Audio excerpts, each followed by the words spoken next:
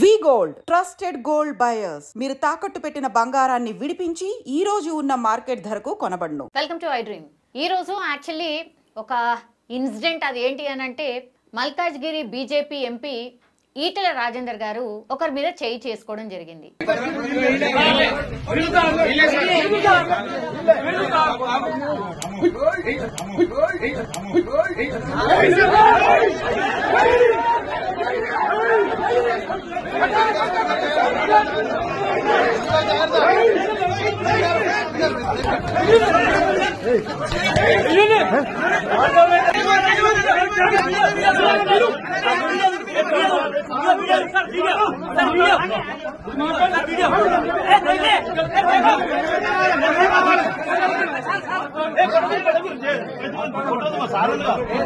ఇప్పుడు అది చాలా పెద్ద చర్చకు దారి తీసింది. అసలు ఈటెల రాజేందర్ లాంటి వ్యక్తి అయితే చాలా సౌమ్యంగా ఉంటారు, చాలా డీసెంట్ గా ఆయన రాజకీయాల్ని కూడా డీల్ చేస్తారు. ఆయన నోట్తోని కూడా ఎవరిని కూడా అంత పెద్దగా గొప్పగా తిట్టినట్టు కానీ ఇట్లాంటి అన్పార్లమెంటరీ లాంగ్వేజ్ మాట్లాడినట్టే సందర్భాలు కూడా చాలా తక్కువ ఉంటాయి.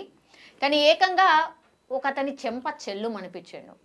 అది ఎక్కడ అంటే ఘట్కేసర్ మండలం కొర్రములలో ఏకశిలా నగర్ ఓనర్స్ అసోసియేషన్కి మద్దతు తెలియజేసిండ్రు. అదేంటి అంటే పేదల భూములు దాన్ని కబ్జాకోర్లు ఆక్యుపై చేసిర్రు, ఎంత చెప్పినా వినట్లేదు, అందుకని మరి కోపంతో ఊగిపోయి కొట్టాల్సి వచ్చింది అనేది ఆయన సారాంశం మొత్తంగా మాట్లాడిన సిచ్యువేషన్. మనతో పాటు ఉన్నారు కాంగ్రెస్ అధికార ప్రతినిధి అండ్ నిరుద్యోగ జేఏసీ చైర్మన్ మానవతరాయ్ గారు. సార్ నమస్తే. నమస్తే.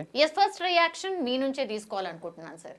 సార్ లీడర్స్, ఇప్పుడు మీరైనా you are into a party, leaders ఇట్లా సహనంతో ఉండాలి, చాలా అంటే ఓర్పుతో ఉండాలి, ఎంత రెచ్చగొట్టినా చాలా డీసెంట్గా ఉండాలి. మరీ ఏకంగా కొట్టడం అంటే మరి అట్లాంటిది ఈటెల రాజేందర్ లాంటి వ్యక్తి కొట్టడం అని అంటే ఎట్లా చూస్తారు మీరు? ఇప్పుడు పేదలకు కానివ్వండి, సామాన్యులకు కానివ్వండి, న్యాయం చేసే విషయంలో లీడర్ విచక్షణ కోల్పోవద్దు. ఒక నాయకుడు 10 మందికి ఆదర్శంగా ఉండాల్సిన వాడు పట్టు కోల్పోతే ఏమవుతుంది అంటే చట్టాన్ని మనం చేతిలో తీసుకోవద్దు అనేది నా భావన. మీరు ఎందుకు కొట్టాలి? ఒక ఎంపీ, మీరు వీధి రౌడీ కాదు, ఒక ఎంపీ అయి ఉండి మీరు ప్రజల పోరాటం చేయండి. ఒకవేళ కలెక్టర్ మీ మాట వినలేదు, లేకుంటే పోలీస్ అధికారులు స్పందించలేదు, ఒక శాంతియుతంగా మహాత్మా గాంధీ నేర్పినటువంటి ఉన్నాయి అంశాలు, అహింస ఉన్నది, పద్ధతిలో దీక్షలు చేయండి. ఆ యొక్క ఏ బాధితులు అయితే మీరు చెప్తున్నారు కదా, బాధితులు అని చెప్తున్నారు కదా, వాళ్ళ తరపున ఆ కొర్రెమూల ఆ ప్రాంతంలో ఉన్నటువంటి ఇళ్ళ బాధితుల తరపున మీరు పోరాటం చేయండి. పేదవాళ్ళు అంటున్నారు, మీరే అంటున్నారు. పేదవాళ్ళు అంటే ఎవరైనా ప్రభుత్వాలు కూడా స్పందిస్తే అందరూ స్పందిస్తారు. కాబట్టి అక్కడ కూర్చొని దీక్షలు, పోరాటాలు, ఉద్యమాలు చేస్తే తప్పకుండా అవి విజయవంతం అవుతాయి. కానీ మనమే చేసుకుంటే అది మంచి పద్ధతి కాదు, మంచిది కాదు, సరైన చర్య కాదనేది నా అభిప్రాయం. ఒక ఎంపీ, మీరు బాధ్యతాయుతమైన ఎంపీ, మీరు ఆ పార్లమెంటు పరిధిలో గెలిచిన వాళ్ళు, ప్రజలకు అన్యాయం జరిగితే కొట్లాడండి. కొట్లాడటం అంటే వాళ్ళపై దాడి చేయటం కాదు. అంటే దాడి చేస్తే మీకున్ను మరి వీధి గూండాలకి తేడా ఉంటుందా? కాబట్టి అది సరైనటువంటి చర్య కాదు అనేది నా యొక్క అభిప్రాయం. కానీ ఇప్పుడు పేదలు ఆయన దగ్గరికి వచ్చి చాలా టైమ్స్ చెప్పడం జరిగింది, వినతి పత్రాలు ఇచ్చిండ్రు, కలెక్టర్ని కలిసిండ్రు, పోలీస్ ఆఫీసర్స్కి కూడా మాట్లాడడం జరిగిందట. వాళ్ళు ఏం చేయకపోతే మరి ఏం చేయమంటారు? ఇప్పుడు కాంగ్రెస్ కూడా గతంలో అధికారం లేదు, ప్రతిపక్షంలో ఉన్నాం. మల్లన్న సాగర్ విషయంలో మేము సంయమనం కోల్పోలే. పోలీసులు లాఠీ చార్జ్ చేసి అక్కడ భూములు లాక్కున్నా అక్కడ ఉన్నటువంటి రైతులకు అండగా ఉన్నాం తప్ప పోయి కలెక్టర్ మీద దాడి చేయలే. బీఆర్ఎస్ వాళ్ళు కనుక లగచర్లలో కలెక్టర్ మీద దాడి చేసినట్టు కాంగ్రెస్ నాయకులు ఎవరు దాడి చేయలే. ఒకవేళ ప్రభుత్వం మందబలం, ఆర్థిక బలం, అంగబలం, అధికార బలం ఉంది కాబట్టి అట్లా చేశారు. కాబట్టి మేమేం చేసినాం? హైకోర్టును ఆశ్రయించినాం. అట్లా ఒక ఎంపీగా ఉన్నప్పుడు ఆ సులువైన పద్ధతి, పోరాటంలో పద్ధతి, చట్టం నీ పరిధిలో లేదు, పోలీస్ అధికారులు స్పందించలేదు, కలెక్టర్ స్పందించినప్పుడు నువ్వెవరు చేసుకోవడానికి? మరి ఏం చేయాలి? అప్పుడు కోర్టును ఆశ్రయించాలి. హైకోర్టును మనకు కోర్టులు ఎందుకు పెట్టుకున్నాం? చట్టాలను ఎందుకు చేసుకున్నాం? చట్టాలు మరి అవసరం లేదు, తీసేయండి, మరి ఎత్తేయండి చట్టాలు. ఎవడు ఇష్టం వచ్చిన వాడు కొట్లాడి, ఎవడు ఇష్టం వచ్చిన వాడు కొట్టి, ఎవడు ఇష్టం వచ్చిన వాడు చేసుకుంటా అంటే చట్టాలు అవసరం లేదు, తీయండి. మరి వాళ్ళే ఈ మధ్య భారతీయ న్యాయ సంహిత అనేది చట్టం తీసుకొచ్చారు, ఇండియన్ పీనల్ కోడ్ తీసేసి. చట్టాలు మనమే చేస్తాం, చట్టాలు ఉల్లంఘన మనమే చేస్తే ఇది ఎట్లా ప్రజాస్వామ్యం? ఇది అప్రజాస్వామికమైన చర్య. మేమేమంటాం? కాంగ్రెస్ ప్రభుత్వం కానీ, కాంగ్రెస్ పార్టీ కానీ పేద ప్రజలకు, సామాన్యులకు, మధ్య న్యాయం చేయాలి అంటున్నాం. న్యాయం చేసే మార్గంలో పోరాట పందా ఉంది. మేము మల్లన్న సాగర్లో మేము ఏం చేసినాం? ఏ అధికారి పైన దాడి చేయలే. హైకోర్టును ఆశ్రయించి వాళ్ళకు నష్టపరిహారం భూసేకరణ పరిధిలో అని పొందే విధంగా 2013 చట్టం ప్రకారం పొందాలి అని చెప్పి హైకోర్టులే స్పందించి గెలిచినాం అట్లా. అదేవిధంగా వాళ్ళు సంయమనం కోల్పోయారు బీఆర్ఎస్ వాళ్ళు కలగచర్లలో. ఇట్లనే ప్రజాభిప్రాయ సేకరణ జరుగుతుంది. పోయి గూండాలు లెక్క బీఆర్ఎస్ గూండాలు దాడి చేశారు కలెక్టర్ పైన. అంటే మనం ఎక్కడికి పోతున్నాం? చట్టాలని శాసన సభ్యులం, పార్లమెంట్ సభ్యులం మనం. అంటే చట్టాలు చేయాల్సిన వాళ్ళమే చట్టాలని ఉల్లంఘిస్తే ఇక దాన్ని ప్రజలు ఎట్లా పాటిస్తారు చెప్పండి. కాబట్టి ఇది ఏ కోణంలో చూసినా ఆ విధంగా వీరంగం ఊగిపోవటానికి కానీ విచక్షణ కోల్పోవడానికి నాయకుడికి ఎన్నో వస్తుంటాయి. ఎంతో ప్రజలకు సేవ చేయాలంట. కానీ మనం ఊగిపోవద్దు, వీరంగం సృష్టించొద్దు, దెబ్బ కొట్టొద్దు. దెబ్బ కొట్టకుండా గాంధీ మహాత్ముడు నేర్పింది అది. 200 సంవత్సరాలు బ్రిటిష్ సామ్రాజ్యాన్ని ఒక అహింసా పద్ధతిలో మార్గంలో గడగడలాడించిన మహానుభావుడు గాంధీ. సార్ గుండాయిజం చేస్తూ పేదల్ని ఇబ్బంది పెడుతూ పాపం వాళ్ళు ఏదో 30-40 ఏళ్ల క్రితం నుంచి కూడా పైసా పోగేసుకొని 50 గజాలు 60 గజాలు గవి కొనుక్కుంటే వాటి మీద కూడా దాడి చేసి వాటి మీద కూడా పడితే ఏదైనా చట్ట ప్రకారం చేయాలి, న్యాయ పోరాటం చేయాలి. న్యాయ పోరాటం ఒకవేళ పోలీసులు ప్రభుత్వం అక్కడ నీ మాట వినట్లేదు, మీకు అన్యాయం జరుగుతుంది, సివిల్ మ్యాటర్ ఇది. ఇళ్ల స్థలాలు అనేది క్రిమినల్ మ్యాటర్ కాదు. ఇప్పుడు ఏమైంది, ఈటల రాజేంద్ర గారి చర్య క్రిమినల్ మ్యాటర్ అయింది, క్రిమినల్ చర్య అయింది. ఒక వ్యక్తిని నువ్వు కొట్టడం అంటే అది క్రిమినల్ చర్య. అక్కడ సివిల్ అంటే పట్టాల భూములకు సంబంధించిన ల్యాండ్ అంశాలు సివిల్ పరిధిలోకి వస్తాయి. అంటే కోర్టులు తేల్చాల్సిన అంశం, పోలీసులు కాదు అది. కలెక్టర్ కూడా వినకపోతే కోర్టుకు వెళ్ళి న్యాయం పొందాలి. ఒకవేళ ఆ పేద ప్రజలకు చేత కాకపోతే 60 గజాలు 30 గజాల వాళ్ళకి నువ్వు ఒక ఎంపీ కాబట్టి ఆర్థికంగా బలంగా ఉన్నావు కాబట్టి తప్పకుండా నువ్వు కోర్టులో పిటిషన్ వేసి న్యాయం పొందు, తప్పులేదు. కానీ నువ్వే హీరోయిజం కోసము ఇంకోటి కోసము రాజకీయంగా లబ్ధి పొందడం కోసము ఆ వ్యక్తులు ఎవరో అసలు నిజంగా అక్కడ వాస్తవ పరిస్థితులు అందులో రాజకీయ లబ్ధి కోసం అంటే హైలైట్ కావడం కోసం ఇప్పుడు పేరు ప్రఖ్యాతులు వస్తాయి. ఇప్పుడు రేవంత్ రెడ్డి గారు చేసిన ఎంత మాటకారి వాక్చాతుర్యంతో ప్రతిపక్షంలో ఉండి ప్రజలు ఎన్నో కేసులు అనుభవించి 80 కేసులు ఆయన అక్రమంగా పెట్టిన కేసులన్నీ ఆయన సొంతంగా ఏమైనా బెదిరించిన కేసులు కాదు, కొట్టిన కేసులు కాదు. అంత రకాల ఇబ్బంది పెట్టినా ఎక్కడ కూడా ఆయన సంయమనం కోల్పోలేదు, విచక్షణ కోల్పోలేదు. ఇంట్లోంచి కదలనీయకపోయిన హౌస్ అరెస్ట్ చేసినా సరే ఆయన ఎక్కడ కూడా మాట చేయి జారలేదు ఎక్కడ కూడా. మా కార్యకర్తలను కూడా అందరిని కూడా సంయమనం పాటింపజేశారు. కాబట్టి మనం దిశానిర్దేశకులం, నాయకులం అంటే పార్లమెంటు సభ్యులం, లోక్సభ సభ్యులం మనం. కాబట్టి నేనేమంటున్నానంటే మీ యొక్క హీరోయిజం కోసమో ఇంకో కోసమో ఆ విధంగా చట్టాన్ని చేతిలో తీసుకోవటం మంచిది కాదని నేను చెప్తాను. ఇప్పుడు ఈటల రాజేందర్ గారు ఒకవేళ మీ పార్టీలోనే ఉన్నారనుకోండి, మా పార్టీలో ఉన్నా తప్పది. ఏ పార్టీ కాంగ్రెస్ మేమేమంటున్నాం, కాంగ్రెస్ నాయకుడు తప్పు చేసినా తప్పే, చట్టం అందరికీ సమానం అంటున్నాం. అల్లు అర్జున్కైనా కేటీఆర్కైనా మాజీ ముఖ్యమంత్రి కొడుకు మాజీ మంత్రి అయినా కేటీఆర్ అయినా ఆయనకి చట్టం సమానమే. పేదవాడైనా పెద్దవాడైనా మురికివాడల్లో నివసించే పేదలైనా బంజారాహిల్స్లో నివసించే జూబ్లీహిల్స్లో నివసించిన పెద్దలైనా ధనవంతులైనా శ్రీమంతులైనా అందరికీ ఒకటే అనేటువంటి భావన కల్పిస్తున్నాం మేము.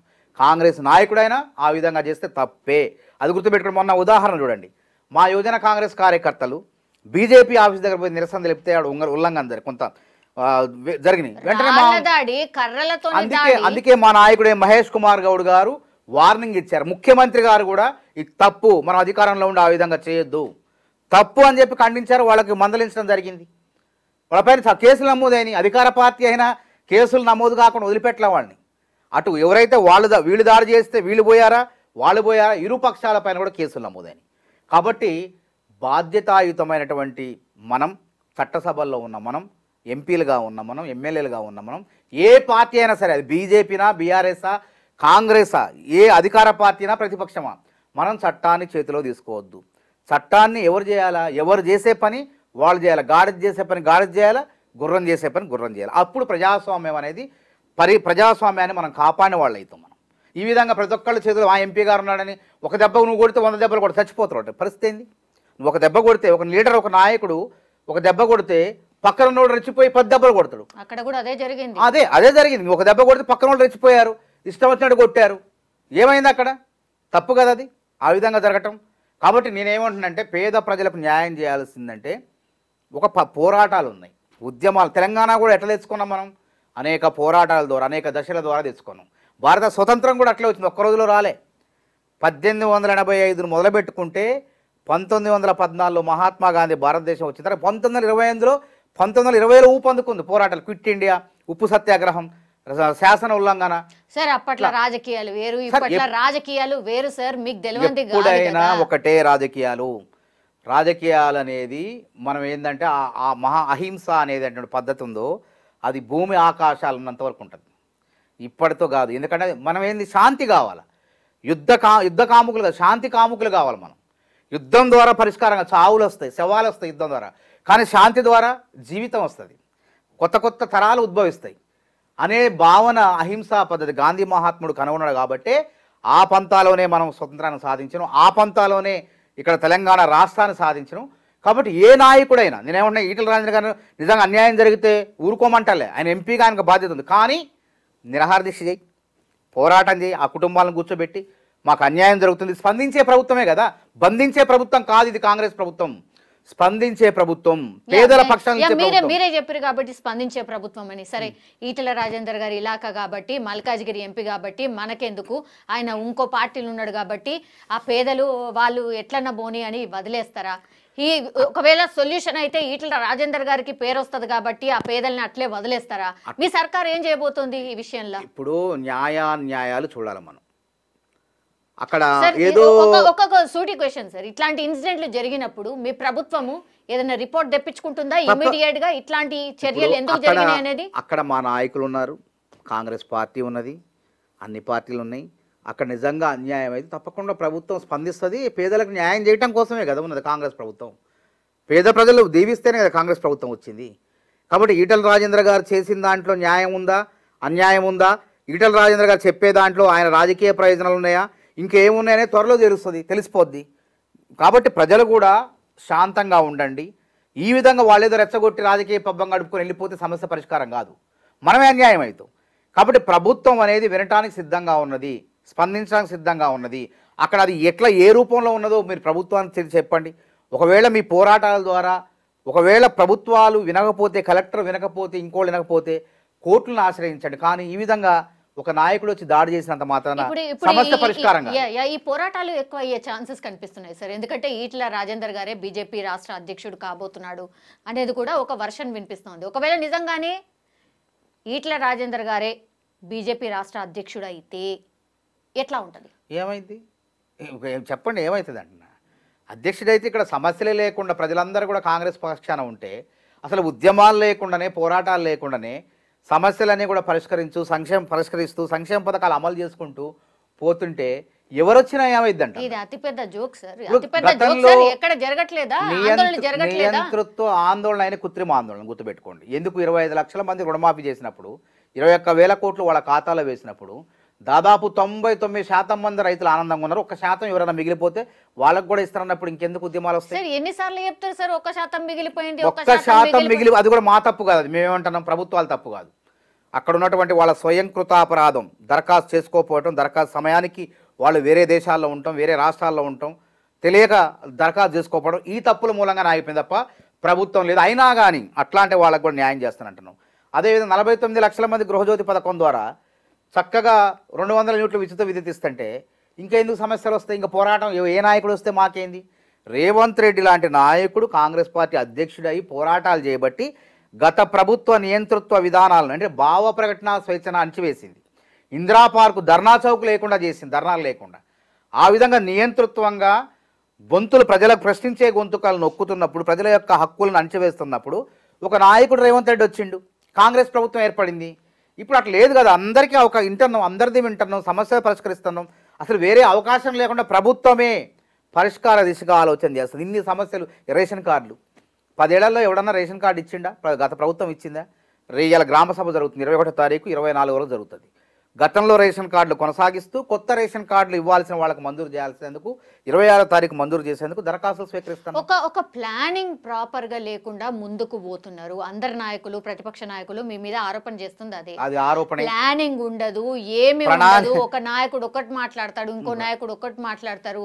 అసలు మీకు కనీస అవగాహన ఉందా? అవగాహన లేని నాయకులే కాంగ్రెస్ లో ఉన్నారు అని అంటున్నారు. ఇప్పుడు కాంగ్రెస్ పార్టీలో ఆర్థికవేత్తలు ఉంటారు, భావ ఉద్వేగాలు రెచ్చగొట్టే నేతలందరూ కూడా బీఆర్ఎస్, బీజేపీ పార్టీలు ఉంటారు.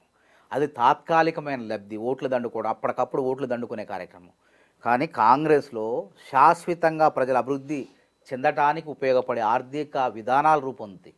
ఈ రోజు వరకు ఈ దేశంలో అవే కొనసాగుతున్నాయి. మేము కట్టిన 20 లక్షల ఇందిరమ్మ ఇళ్ళు ఉన్నాయి, బీఆర్ఎస్ కట్టిన డబుల్ బెడ్రూమ్లు చూపించండి, ఎక్కడ ఉన్నాయా? మేము పంచిన 20 లక్షల ఎకరాలు ఉన్నాయి ఈ రాష్ట్రంలో, బీఆర్ఎస్ పార్టీ పంచిన చూపించండి. మేము పోడు భూములకు 10 లక్షల ఎకరాలకు హక్కుల పత్రాలు ఇచ్చినాం, మరి బీఆర్ఎస్ పార్టీ ఇచ్చినవి చూపమానండి. అభివృద్ధి ఎవరిది? మేము చేసిన అభివృద్ధి. వాళ్ళు ఉత్తదే కాంగ్రెస్ పార్టీని చూసి వాళ్ళు ఏదో ఉత్తుత్త ఆరోపణలు చేసి ప్రజలు కూడా సహసిద్ధంగా 10 ఏళ్ళు పాలించిన తర్వాత మార్పు కోరుకుంటారు. మార్పు కోరుకున్న తర్వాత వాళ్ళు ఎన్ని ఇబ్బందులు పడ్డారో 10 ఏళ్ళలో చూశారు. మళ్ళీ రేషన్ కార్డులు మేము ఇస్తున్నాం. 90 లక్షల మంది ఆ రోజు అన్నారు. చాలామంది కొత్త కుటుంబాలు వచ్చినాయి, చాలా కుటుంబాలు ఉన్నాయి, వాళ్ళందరూ కూడా రేషన్ కార్డు లేవు, అనేక సంక్షేమ పథకాలు ఆగిపోయినాయి. కాబట్టి కాంగ్రెస్ పార్టీ దుబారా చేయదు, వాళ్ళ దుబారా చేశారు. ధనిక రాష్ట్రాన్ని అప్పుల ఊబిలో మార్చారు. కాంగ్రెస్ పార్టీ వారి చేతిలో పెట్టినప్పుడు కేసీఆర్ గారి చేతిలో ధనిక రాష్ట్రం 16,000 కోట్ల మిగులు బడ్జెట్తో ఈ రాష్ట్రాన్ని మాజీ ముఖ్యమంత్రి కేసీఆర్ చేతిలో పెడితే 7.5 లక్షల కోట్ల అప్పుల కుప్పగా మార్చారు. ఎవరికైనా ఏ పేదవాడికైనా కొత్త ఏం ఇచ్చారా? డబ్బున్నోడికే రైతు బంధు. మల్లారెడ్డి లాంటి కుబేరుడికి అవసరం అండి? అన్ని ప్రక్షాళన చేస్తూనే ఉన్నారు కదా సార్, మీకు ఇంకా మిగులుతలేవా? అందుకే మేము ఏమంటున్నాం, మేము సమర్థవంతంగా సంక్షేమ పథకాలు అమలు చేసుకుంటూ పోతాను అంటున్నాం. రైతు భరోసా కూడా ఇవ్వబోతున్నాం. ఎవరికి ఇస్తే వాళ్ళు ఎవరికి ఇచ్చారు రైతు భరోసా, వాళ్ళు రైతు బంధు ఎవరికి ఇచ్చారు? ఇందాక అదే వచ్చింది ప్రస్తావన.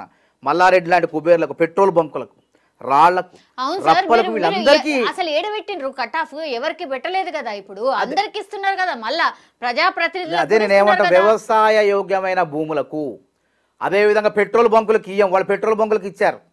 అదేవిధంగా రియల్ ఎస్టేట్ భూములకు ఇచ్చారు. అంటే ఎవరి సొమ్ము ఎవరికి దానం చేయాలి, ఎవరికి ఇవ్వాలా? ఇప్పుడు మల్లారెడ్డికి వస్తున్నదా వస్తలేదా సార్? మల్లారెడ్డి కూడా ఇచ్చారు వాళ్ళు, ఇవి రాదు, ఇప్పుడు రాదు. మల్లారెడ్డి లాంటి జూబ్లీ హిల్స్, బంజారా హిల్స్లో ఉండి ఊర్లలో 100 ఎకరాలు ఉన్న భూస్వాములకు రాదు. ఎవరైతే వ్యవసాయం చేస్తున్నారో మరి అది ఎక్కడ చెప్పలేదు కదా, ఎందుకు చెప్తారు చూడండి, అట్లాంటి వాళ్ళకే వస్తుంది. పంట పెట్టుబడి సాయం పథకం పేరేంటి? పంట పెట్టుబడి సాయం. మరి పంట పండించేవాడికి సాయం చేయాలి కానీ పండించకుండా దర్జాగా జూబ్లీ హిల్స్, బంజారా హిల్స్లో ఇంద్రభవనాల్లో గురుకుతున్నోడికి ఎందుకు ఇవ్వాలా? వ్యవసాయం చేసి ఆ పట్టెడు అన్నం పెట్టే రైతుకు, ఆ అన్నం తింటూ, ఆ రైతు అన్నం తింటూ పట్టెడు అన్నం దేశానికి పెట్టే రైతుకి ఇవ్వాలి కానీ జూబ్లీ హిల్స్లో దర్జాగా కూర్చొని ఇంద్రభవనంలో కూర్చొని కులికే వాడికి ఎందుకు ఇవ్వాలంటున్నా? ఇప్పుడు మల్లారెడ్డికే రాదా లేకపోతే ప్రజాప్రతినిధులకు ఎవరికి రాదు? దాని 100 ఎకరాలు ఉన్నటువంటి వాళ్ళు ఎవరైతే ఉన్నారో, భూస్వాములు ఎవరైతే ఉన్నారో అట్లాంటి వాళ్ళకి రాదు. పెట్రోల్ బంకులకు రాదు, రియల్ ఎస్టేట్ రాళ్లకు, రప్పలకు కూడా రాదు. వాళ్ళు అట్లా ఇచ్చారు. అంటే బీఆర్ఎస్ వాళ్ళకి రాదని చెప్తున్నారు. బీఆర్ఎస్ వాళ్ళ ఇందులో మేము అట్లా చూడం, తారతమ్యాలు చూడం. బీఆర్ఎస్ అయినా పేదవాళ్ళైతే, రైతులైతే పండించే రైతులకు వస్తుంది. చూడండి, గతంలో ఇందిరమ్మ ఇళ్ళు అన్ని పార్టీ టీడీపీ వాళ్ళకి, అప్పుడు టీడీఆర్ఎస్ లేదు, టీడీపీ వాళ్ళకి ఇచ్చినాం, అన్ని పార్టీ వాళ్ళకి ఇచ్చినాం. ఇప్పుడు కూడా సంక్షేమ పథకాల విషయంలో స్థానిక నాయకులు జోక్యం లేకుండా సంక్షేమ పథకాలు అమలవుతున్నాయి. పేదవాడు బీఆర్ఎస్ కూడా ఇచ్చేయండి, పేదవాడు బీజేపీ కూడా ఇచ్చేయండి, పేదవాడు కమ్యూనిస్టా ఇచ్చేయండి అనే రీతిలో ఉన్నది తప్ప, చూసి మరి పాత సామెత ఉంది కదా, పిల్లలు చూసి పేట్లేసే రకం కాదు కాంగ్రెస్ పార్టీ, గుర్తుపెట్టుకోండి. ఇప్పుడు మనం డైవర్ట్ అయిపోయినాం సార్. ఈటెల రాజేందర్ ఒకవేళ బీజేపీ రాష్ట్ర అధ్యక్షుడు అయితే పోరాటాలు డెఫినెట్లీ ఉండబోతున్నాయి. అగైన్ బీజేపీ కొంతవరకు సైలెంట్ ఉంది అని ఇంతవరకు విన్నాం.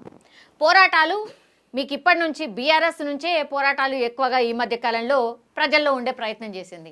ఇప్పుడు బీజేపీ కూడా వస్తే ఎట్లా నలిగిపోతుందా కాంగ్రెస్? ఎట్లా ఎంత ప్రిపేర్డ్ గా ఉంది? ఇప్పుడు ఈటెల రాజేందర్ వచ్చిన సమర్థత ఉండాలి ఒక నాయకుడికి. సమర్థత లేదా? సమర్థత ఉండాలంటారు. ఎందుకు? వాక్చాతుర్యం ఉండాలి ఒక నాయకుడికి. కేసీఆర్ అందగాడా చెప్పండి? తెలంగాణ ఉద్యమంలో చెప్పండి. 6 అడుగులు ఆజానుబాహుడా? మరి ఎంతమంది ఆజానుబాహులు ఉన్నారు? వాళ్ళ రాజకీయాల్లోకి వచ్చారా? అందగాళ్ళు వచ్చారా? కేసీఆర్ అందగాడు కాకపోయినా, ఆజానుబాహుడు కాకపోయినా ఒక ఉద్యమకారుడుగా మాటకారి. తర్వాత కేసీఆర్ను పడగొట్టిన మొనగాడు రేవంత్ రెడ్డి. ఎందుకు నాయకుడు ఏంటి రేవంత్ రెడ్డి? అరెడ్లలో తెలంగాణలో కుబేరు లేరా? రాజకీయ నాయకులు రేవంత్ రెడ్డి కన్నా భూస్వాములు లేరా? కోట్లాది రూపాయలు రేవంత్ రెడ్డి కన్నా ఉన్నోళ్ళు లేరా? ఎందుకు రేవంత్ రెడ్డి ముఖ్యమంత్రి అయిండు? దమ్ము ఉండాలా, మాటకారితనం ఉండాలి, వాక్చాతుర్యం ఉండాలి. అట్లా వాక్చాతుర్యం ఉంది కాబట్టే, ప్రజలను ఆకట్టుకునే గుణం ఉంది కాబట్టే రేవంత్ రెడ్డి ముఖ్యమంత్రి అయిండు, పిసిసి అధ్యక్షుడు అయిండు. పార్టీ అధిష్టానం కూడా ఆశీర్వదించింది, ప్రజలు ఆశీర్వదించారు, పార్టీ అధిష్టానం ఆశీర్వదించింది. మరి ఈటెల రాజేందర్లో కూడా ఆ లక్షణాలు ఉన్నాయా సార్? వాక్చాతుర్యం ఉంటే చాలు అని ఉండాలి. వాక్చాతుర్యం ఒక్కటే సరిపోతుందా రాజకీయ నాయకుడికి? ఇక పనులు చేయగల అవసరం లేదా సార్? ఇక మొత్తం కేసీఆర్ వాక్చాతుర్యం ఉండి మాయమాటలు చెప్పి అధికారంలోకి వచ్చిండు. ప్రజలు ఎన్నికలప్పుడు లేదు, గుర్తుపెట్టుకుని వాళ్ళు రుణమాఫీలో విఫలమయ్యారు. 1,00,000 రూపాయల రుణమాఫీ ఏకకాలంలో చేస్తారని 10 ఏళ్లు బట్టి మిత్తి మాఫీ చేశారు. అంటే వడ్డీ మాఫీ చేశారు తప్ప 1,00,000 రూపాయలు మిగిలిపోయినాయి. కానీ మేము 2 లక్షలు, వాళ్ళు 1,00,000 రూపాయలు చేయలేకపోయారు. మేము 2 లక్షల రుణమాఫీ 25 లక్షల మంది రైతుల ఖాతాల్లో జమ చేసినాం. మేము సక్సెస్ అయినాం, విజయవంతమైనాం. మమ్మల్ని పల్లెత్తి మాట ఎవరు రైతులు అంటే మేము 15,000 రూపాయలు ఇస్తానని చెప్పి 12,000 రూపాయలు రైతు భరోసా ఇస్తానని రైతుల మమ్మల్ని ఆమోదించారు. ఎందుకు? కాంగ్రెస్ దుబారా చెయ్యదు, బీఆర్ఎస్ వాళ్ళు దుబారా చేశారు. అరే ఆకలయ్యే వాడికి అన్నం పెట్టకుండా డబ్బులున్నోడికే దోచిపెడతామని అంటే ఎట్లా అని చెప్పి రైతుల్లో ఒక ఆలోచన వచ్చింది. కాబట్టి రైతులు ఆమోదించారు. మేము 12,000 ఇస్తున్నామని ఆమోదించారు. వ్యవసాయ కూలీలకు, రైతు కూలీలకు, కౌలు రైతులకు 12,000 ఇవ్వబోతున్నాం. ఏడాదికి 12,000 రూపాయలు ఇవ్వబోతున్నాం. వాళ్ళు మాట్లాడితే తెప్పి కొడితే 12 లక్షల మంది ఉన్నారు. వాళ్ళు పనికి ఆహార పథకంలో నమోదైన వాళ్ళు. కౌలు రైతును కూడా గతంలో గుర్తించింది కాంగ్రెస్ పార్టీ. 1956 సంవత్సరంలో కౌలు రైతు చట్టం చేసింది కాంగ్రెస్ పార్టీ. ఆ తర్వాత ఉమ్మడి రాష్ట్రంలో 2011లో కౌలు రైతు గురించి భద్రత రక్షణ చట్టం చేసింది కాంగ్రెస్ పార్టీ. ఉమ్మడి రాష్ట్రం ఆంధ్రప్రదేశ్లో అమలైంది అది. కానీ తెలంగాణలో ఎందుకు పాటించలేదు? వీళ్ళు అమలు చేయలేదు 10 ఏళ్ళు అధికారంలో ఉండి. కాబట్టి మళ్ళీ ఇప్పుడు కౌలు రైతును కూడా గుర్తించి ఆయనకు కూడా 12,000 రూపాయలు ఇచ్చే ఏడాదికి ఏర్పాటును కాంగ్రెస్ ప్రభుత్వం చేస్తుంది. కాబట్టి కాంగ్రెస్ ప్రభుత్వం ఎందుకంటే అసలు ఉద్యమాలే ఉండవు, నువ్వు ఏం చేస్తావు అధ్యక్షుడే అంటున్నా. మీరు ఇందాక అడిగిన ప్రశ్నకి ఉద్యమాలు లేకుండా పరిపాలించే ప్రభుత్వం. ఇందిరా ధర్నా చేసుకో, పర్మిషన్ ఇచ్చిన. ఇంకెక్కడ అన్ని సంక్షేమ పథకాలు అందరూ ఇల్లు రేపు 20 లక్షల ఇల్లు కట్టబోతాం 5 ఏళ్లలో. ప్రతి నియోజకవర్గానికి 3,500 ఇందిరమ్మ ఇల్లు కడతాం. ఓట్లకు పోతాం. మీకెవరు వేస్తారు ఓట్లు? మీరు ఏమని పోతారు ప్రజల్లోకి? దేనికోసం పోతారు?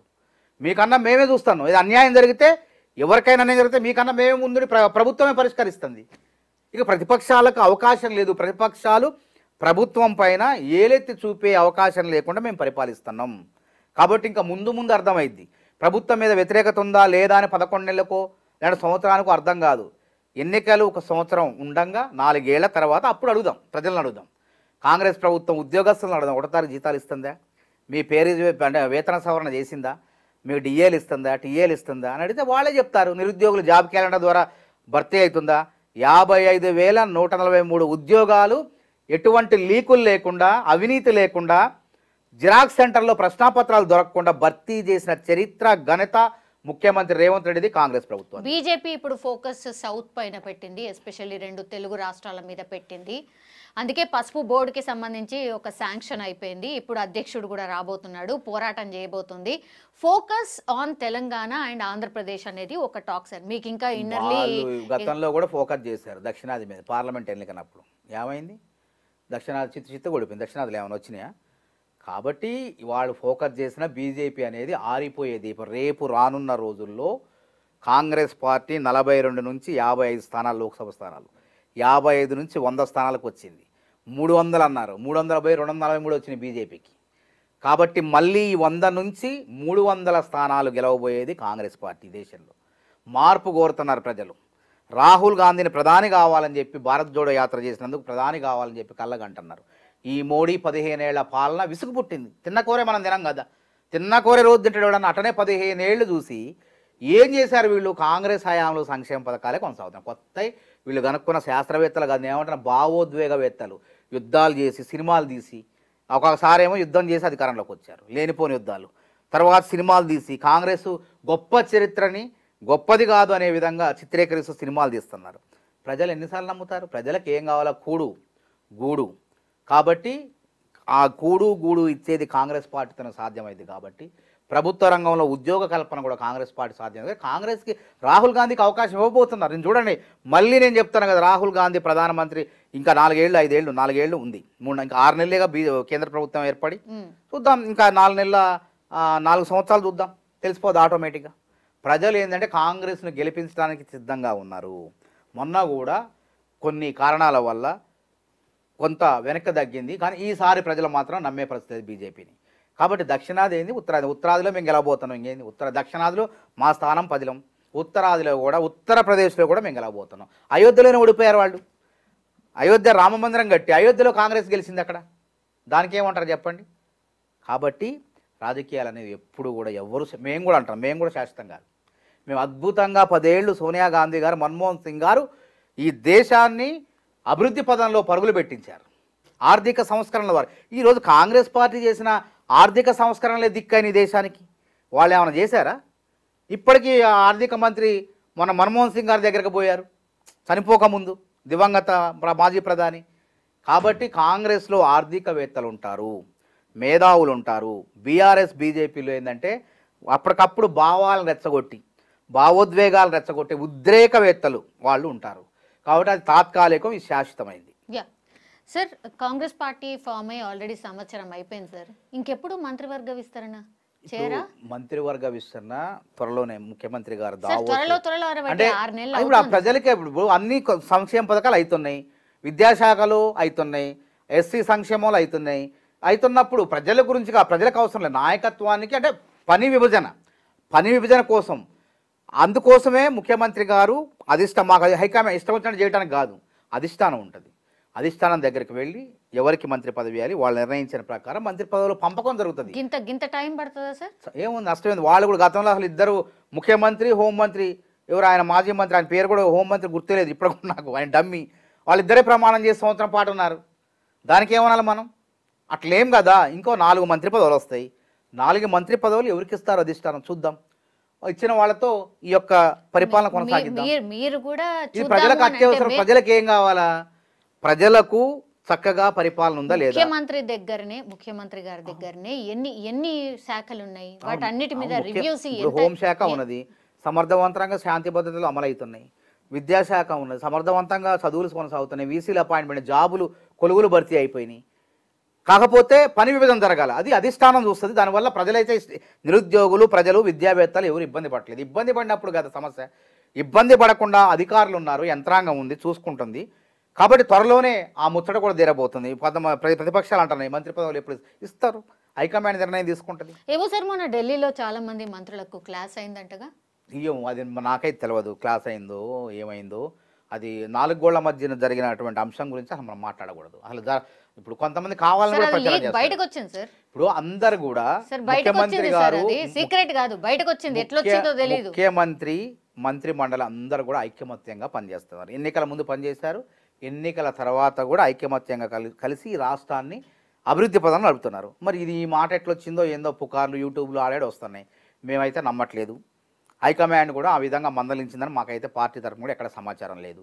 కాబట్టి ఇది అనవసరమైన సర్వే జరిగిందా సార్? ఇన్నర్లీ సర్వే జరిగిందా? అందరి మీద సర్వే జరిగిందా? సమర్థవంతంగా ఉంది, చక్కగా పరిపాలన ఉన్నది, ఇబ్బంది ఏం లేదు ఎక్కడ కూడా. మీరు కావాల్సి తెలుసుకోండి. ఇంకా ఇవి వచ్చింది కాబట్టి మిమ్మల్ని అడుగుతున్నా సార్. ఒక పుకార్లు 100 వస్తాయి. ఇద్దరు మంత్రుల్ని మార్చొచ్చు అనేది ఎవరన్నారు? అది ఎవరో పుకార్లను మనం నమ్మితే ఎట్లా? పుకార్లు నమ్మటానికి వీలు లేదు. కాబట్టి నేనైతే అసలు నమ్మట్లేదు. కాంగ్రెస్ పార్టీ ప్రతి నాయకుడు కూడా ఎవరు నమ్మట్లేదు. మంత్రులు సక్రమంగా పనిచేస్తున్నారు, ముఖ్యమంత్రి సక్రమంగా పనిచేస్తున్నారు. అందరూ ఐకమత్యంతో ఈ రాష్ట్రాన్ని అభివృద్ధి పదాలు నడుపుతున్నారు. Thank you.